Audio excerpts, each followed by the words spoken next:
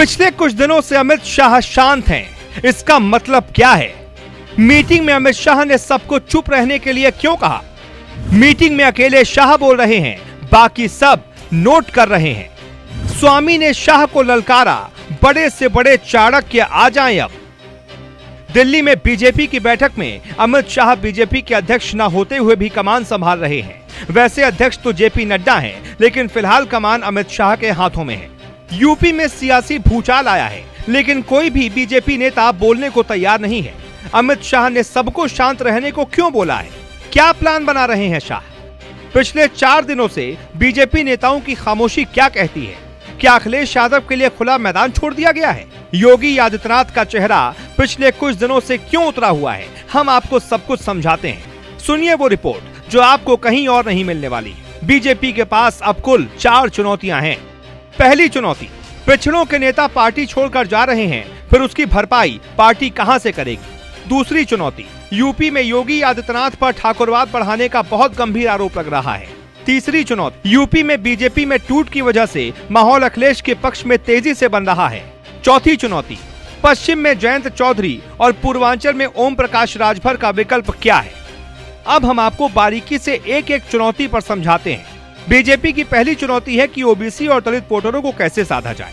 साल 2019 में लोकसभा चुनाव में भी यही माहौल बना था। अखिलेश और मायावती के एक साथ आने के बाद पीएम मोदी ने एक रैली में कुछ ऐसा बोला था कि समीकरण बिगड़ गए। योगी ने खुलकर कहा, मैं पिछड़ा हूं और इस पिछड़े को देश पसंद करता है। आपके लिए पिछड़ी जाति में पैदा होना वो राजनीति का खेल होगा। मेरे लिए पिछड़ी जाति में पैदा होना मां भारती की सेवा करने का सौभाग्य है और कुछ नहीं है। यानी मोदी ने जाति से ही विकास और विकास से ही राष्ट्रवाद और राष्ट्रवाद के उत्थान में पिछड़ी जाति की भूमिका तक समझा दी। मोदी अभी यूपी में चुनाव में आने वाले हैं, तो बीजेपी भी इस राजनीति में मजबूती से कूदेगी और उनके पास चेहरा है पीएम मोदी का। अब बात दूसरी चुनौती की। यूपी में योगी आदित्यनाथ पर ठाकुरवाद बढ़ाने का बहुत गंभीर आरोप लग रहा है। स्वामी प्रसाद मौर्य ने सपा के मंच से योगी आदित्यनाथ पर गंभीर आरोप लगाए और दावा किया कि पिछड़े को सीएम बनाएंगे और बना दिया एक ऐसी जाति का जो लोग 5% हैं। पहले उनको सुनिए, फिर हम जवाब तलाशते हैं। सरकार बनावे दलित और पिछड़े